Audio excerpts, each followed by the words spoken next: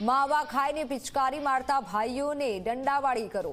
Society નીચે બેઠા બેઠા પિચકારી મારે તો ધોકા લઈ અને જજો। સોસાયટી બહાર થૂંકવાથી ગંદકીના કારણે બીમારી ફેલાય છે। મહિલાઓ ધોકા લઈને જશે તો પિચકારી બંધ થઈ જશે તેવું ગૃહમંત્રીએ જણાવ્યું છે।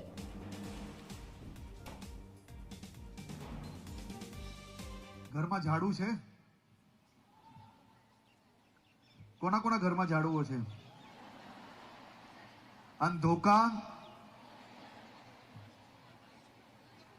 પણ બધા આમ જોરથી જેના ઘરમાં ધોકાઓ છે મને કે ધોકા છે? હા પાડો ભાઈ, ધોકા છે? તો જે લોકો સોસાયટીની નીચે બેઠા બેઠા મોડી રાત સુધી જો માવો ખાઈ ખાઈને પિચકારી મારે ને,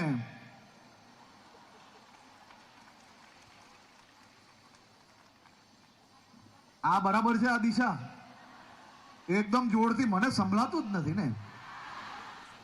સોસાયટી નીચે આ ભાઈઓ બેઠા બેઠા મોડી રાત સુધી દો પિચકારીના કંઈક ને કંઈક થૂક હોય તો એને શું કરવાનું? બધાએ ભેગા થઈને એક ધોકો લઈને નીકળશો તો આમાંના એક બી વ્યક્તિ સોસાયટીની નીચે માવો થૂકવાની હિંમત કરશે તો આ બેનો કામ હાથમાં લેશો? પાક્કું? ભાઈ જે મારી જોડે સહયોગમાં હોય હાથ ઊંચા કરે।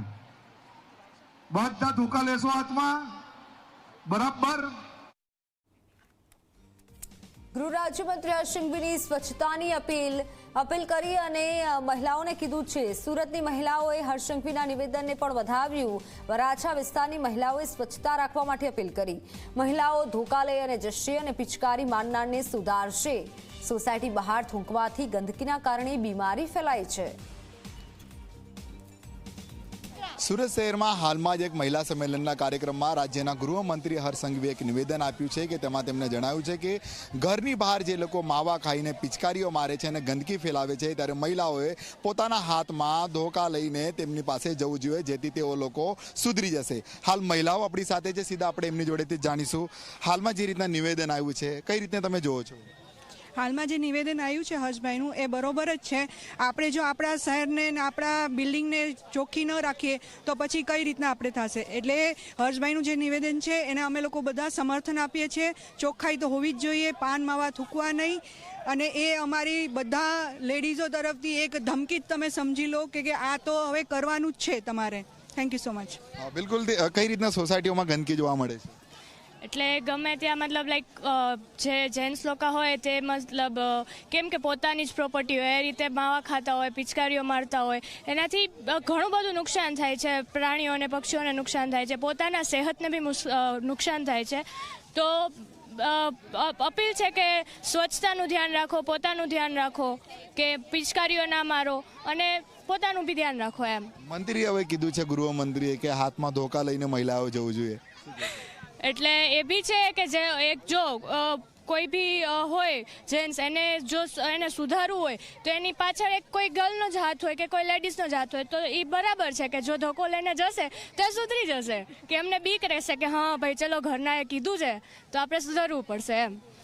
બિલકુલથી જે રીતના મહિલાઓ જે છે એ પણ એ વસ્તુને અપનાવી રહ્યા છે। તમે કહો કઈ રીતના જોવો છો તમે આ વાતને?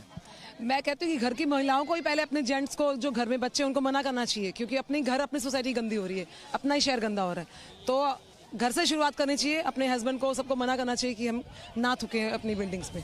जो સોસાયટીમાં હમણાં તો યંગસ્ટર બી છે ને એને એમ હેરસ્ટાઇલ કે એમ સ્ટાઇલથી આમ જાણે આપણે છોકરીઓને પટાવવા માટેની સ્ટાઇલ કરે, આમ એ પાન બીડા ખાય તો એ બધું બહુ ગંદકી છે। કારણ કે એને આપણે સ્વચ્છતા ભારત કહીએ છીએ તો સ્વચ્છતા ભારત આપણા ઘરથી શરૂઆત કરવું જોઈએ। અને કાલે જે મંત્રી હર્ષ સંઘવીજીએ કીધું છે કે ભાઈ ધોકા લઈને, તો હું તો એમ કહું કે જે ભાઈ બહેન પોતાના ઘરમાં ખાતા હોય એને જ ત્યાંથી શરૂઆત કરવું જોઈએ, પછી પડોશીએ શરૂઆત કરો એટલે ત્યાંથી ખાતો જતો હોય ત્યાં તેને મારવાનું ચાલુ કરવાનું તો એ ખાતો બંધ થઈ જાય. આપણે એવું છે પહેલું કામ આપણા ઘરથી જ શરૂઆત કરવું જોઈએ. એટલે હર્ષભાઈ સાથે અમે સંમત છીએ. અમે બધી મહિલા છે, અમે ચેમ્બર ઓફ કોમર્સમાં છે, અમે એડવોકેટ્સ બેન સોનલબેન છે, આ બધા મહિલા છે તે બધાને સપોર્ટ કરે છે. અને આનાથી તો બધી માંદગી બી થાય છે, કેન્સર થાય છે અને મોઢાના કેન્સર થાય છે. તો એ બધું સારું નથી. આ તો આટલું લેટ થયું પણ આ બધું જાગૃત તો પહેલાં જ થવું જોઈએ અને ઘરવાળાએ પહેલાં જાગૃત થવું જોઈએ. એના માટે હું તમને કહું છું.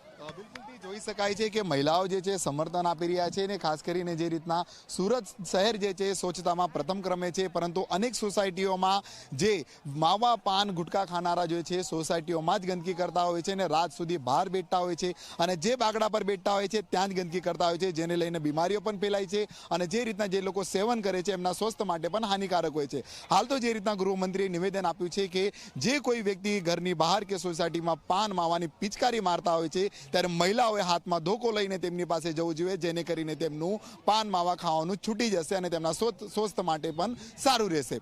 કેમેરામેન વિજય